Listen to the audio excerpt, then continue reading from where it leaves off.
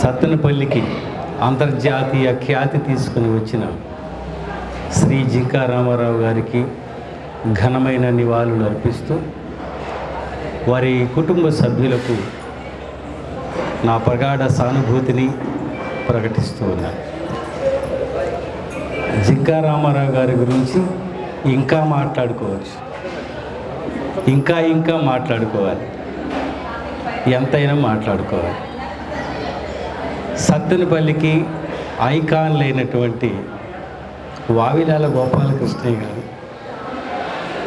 పత్రి జగన్నాథరావు గారు, ఒక వావిలాల గారు, ఒక పత్రి జగన్నాథరావు గారు, ఒక జింకా రామారావు.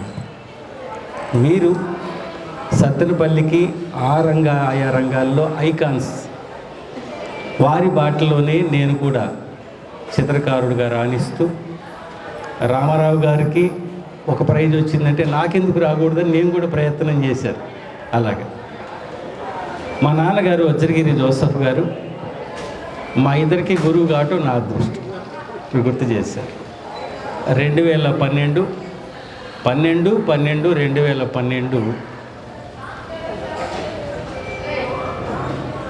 జాతీయ స్థాయిలో జరిగిన దానిలో, ఆ రాష్ట్ర స్థాయిలో జరిగిన పోటీల్లో ఉత్తమ చిత్రకారులు అవార్డులకి 12 మందిని ఎన్నుకున్నారు.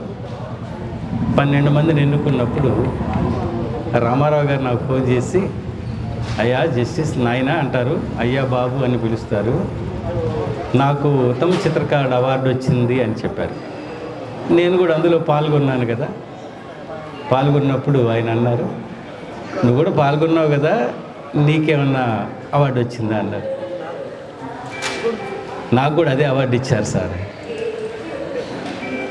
ఒక గురువు గారి శిష్యులు ఒకే అవార్డుని ఒకే సంవత్సరం తీసుకున్న ఆ ఆనందం, అది నా జీవితానికి మైలు రాయిలాంటి. ఇలా ఎన్ని అవార్డులు సాధించినా మీ ఇద్దరం స్టేజీ మీద ఆయన ముందు ఉంటారు. ఎందుకంటే పెద్దవారు, పెద్ద చిత్రకారులు కనుక ఆయన ఎదురుగా అలా కూర్చోబెడతాను, నేను కూర్చుంటా ఆ చివరి ఎక్కడో. అప్పుడు నన్ను చూస్తారనమాట, ఇదిగో మావాడు సత్తెనపల్లి నుంచి వచ్చాడు. ఇట్లా మా ఇద్దరి అనుబంధం దాదాపు 40 ఏళ్ళు. నేను చాలా చిన్నతనం నుంచి కూడా మా నాన్నగారి ఇంటి దగ్గరికి రావటం, మాకు ఉన్నటువంటి అనుబంధం, మా పెద్దన్నయ్య, అలాగే మా గురువు గారు మరి వెంకట్రావు గారు, గంగారపు వెంకట్రావు గారు, వారితో పాటు ఉన్న పెద్దలందరితో పాటు నేను నేర్చుకున్నాను.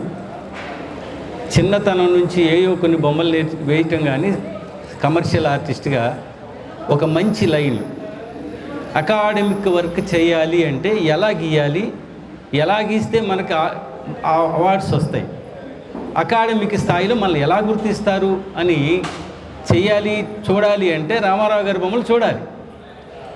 వైవిధ్యంగా ఇన్ని రకాలుగా గీసినటువంటి చిత్రకారులు అరుదుగా ఉంటారు.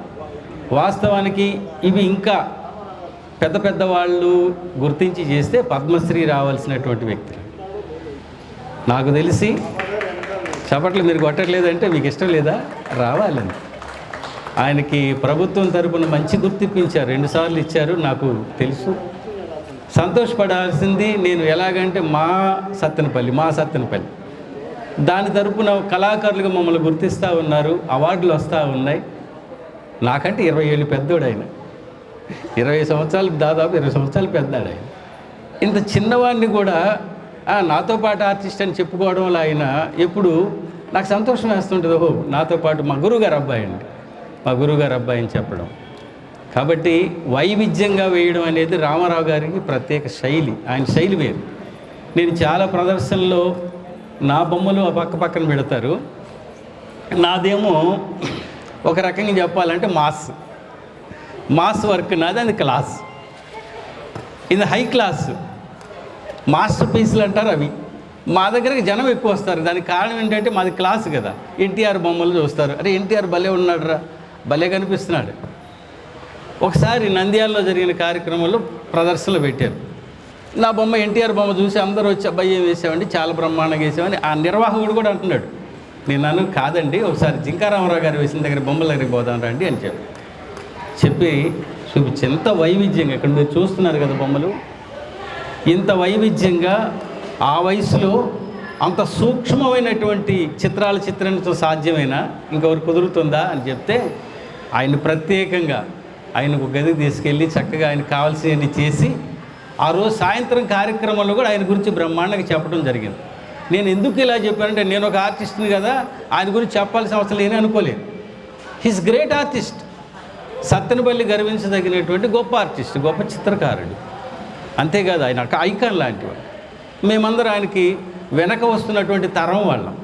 ఈ తరంలో ఇప్పుడు మాకు బాధ్యత ఉంది. ఏంటంటే రామారావు గారు పెద్ద చిత్రకారుడు, మరి తర్వాత ఎవరు అంటే నేనున్నాను అని చెప్పుకోవడానికి నేను కూడా దాదాపు 50 పైన అవార్డులు సాధించే నేషనల్ ఇంటర్నేషనల్ అవార్డ్స్. విచిత్రం ఏంటంటే రామారావు గారికి అలాంటి అవార్డ్సే ఉన్నాయి, నాకు కూడా అలాంటివి ఉన్నాయి. కానీ నేను చిన్నవాని కాబట్టి తగ్గి ఉంటాను, ఎందుకంటే ఆయన దగ్గర ఎప్పుడు చేతులు కట్టుకుంటాను. ఓసారి వైజాగ్ దగ్గర కార్యక్రమం జరుగుతూ ఉంది. అప్పుడు నిజంగా చెప్పాలంటే అప్పుడు ఆయన చాలా దెబ్బతిని ఉన్నారు. హార్ట్ ఆపరేషన్ కూడా జరిగింది అనుకుంటున్నప్పుడు నేను అవార్డు తీసుకుని కిందకు వచ్చి ఆయన పైకి ఎక్కుతున్నారు. అవార్డు తీసుకు కిందకు వచ్చేటప్పుడు ఆ మెట్లు సరిగా వేయలా, ఆయన పడబోయాడు. పరిగెత్తుకుంటూ వెళ్ళి ఆయన పట్టుకున్నాను, అట్లా గట్టిగా పట్టుకున్నాను. కొంచెం బలంగా ఉంటారు కదా, అలా పట్టుకుని మెల్లగా కిందకి తెచ్చుకుంటూ వచ్చి నాన్న థ్యాంక్స్ నాన్న అన్నారు. సరిపోయింది.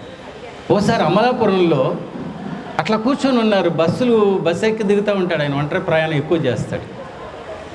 అట్లా కూర్చున్నా, నైటు బాగా చలిగా ఉంది, దోమలు కొడుతున్నాయి, అల్లాడిపోతూ ఉన్నాడు. చలికాలం ఏదో కప్పుకున్నట్టు తిరుగుతూ ఉన్నాడు. అప్పుడు నేను చూశాను, సార్ ఎక్కడికన్నా వెళ్దామనండి. కాదులే నాన్న అని అన్నాడు. అప్పుడు నిర్వాహకులకు ఫోన్ చేసి జింకా రామారావు గారు లాంటి పెద్ద ఆర్టిస్ట్ ఇక్కడ ఉంటే నిర్వాహకులు మీరు ఎందుకు పట్టించుకోలేదు అన్నాను. సార్ నాకు తెలియదండి, ఆయన వెళ్ళేటప్పుడు మాకు చెప్పలేదన్నారు. వెంటనే నేను కారు వేసుకొని వచ్చి సార్ని తీసుకెళ్ళి స్పెషల్ రూమ్ ఏర్పాటు చేసి, వేడి నీళ్ళు ఏర్పాటు చేసి, స్పెషల్గా ఆయన్ని మొన్న కూడా ఫోన్లో గుర్తు చేశారు. ఆయన చనిపోయారు ఈ విధంగానే ఒకరినొకరు ఫోన్లు చేసుకొని రామారావు గారు అంటే ఎలాగ ఒక్కొక్కరికి ఎంత అనుబంధాలు ఉన్నాయో అవన్నీ చెప్పారు. ఆయన చెప్పారు గొప్ప ఆర్టిస్ట్ అండి, ఇక్కడికి ఎప్పుడు వచ్చినా సరే ఆయన ఒక లెజెండరీ స్థాయిలో. ఒక రకంగా ఏ ప్రైజ్ అయినా రావచ్చు, ప్రైజ్ అనేది సెకండరీ అండి. ఒక్కోసారి నాకు ఇంటర్నేషనల్ ఫస్ట్ ప్రైజ్ వచ్చిందని తర్వాత అదే రావాలని రూల్ లేదు. రామారావు గారు ఫస్ట్ ప్రైజ్ వచ్చినా ఇంకో ప్రైజ్ వచ్చినా వచ్చి తీసుకోవడానికి ఎక్కడైనా కూర్చుంటారు. ఆయన ఎక్కడే కూర్చుంటే నిర్వాహకులు గబగబా వచ్చి రామారావు గారిని ముందు కూర్చోబెడతారు. ఆ స్థానం అయింది. ఆ స్థానానికి సత్తెనపల్లికి ఆ స్థానాన్ని కల్పించినటువంటి గొప్ప వ్యక్తి జింకా రామారావు గారు. మరి మా నాన్నగారు మా నాన్నగారి దగ్గర ఆయన నేర్చుకొని ఆయన శిష్యుడు ఆయన, నేను ఆయన శిష్యుడిని. ఒక రకంగా మేము అన్నదమ్ములు లెక్క వేసుకొని మా పెద్దనే వాళ్ళంతా సమకాలికులు కాబట్టి మరి ఈ రోజున ఆయన లేకపోవడం అనేది ఎంతో వెలితి తీరని లోటు, సమస్యల దగ్గర రాదు. కానీ ఆయన వేసిన బొమ్మలు ఉన్నాయే అవి మాట్లాడతాయి, చరిత్ర చెప్తాయి. చరిత్రలో సత్తెనపల్లికి సువర్ణాక్షరాలతో లిఖించదగినటువంటి విచిత్రమైన బొమ్మలు, ఈ బొమ్మలన్నీ కూడా ఆ రోజు లిఖింపబడతాయి. అది రామారావు గారి స్థాయి. అటువంటి గొప్ప స్థాయి సంపాదించి మరి ఆయన ఎక్కడికి వెళ్ళాడో ఆయనకే తెలుసు. ఆ పరమస్థానంలో ఉన్నటువంటి ఆ రామారావు గారికి ఆత్మశాంతి కలగాలి. ఈ కుటుంబానికి అందరికీ కూడా ప్రగాఢ సానుభూతులు తెలియజేస్తూ అవకాశం ఇచ్చిన పెద్దలకి నమస్కారాలు తెలియజేస్తాను. Thank you.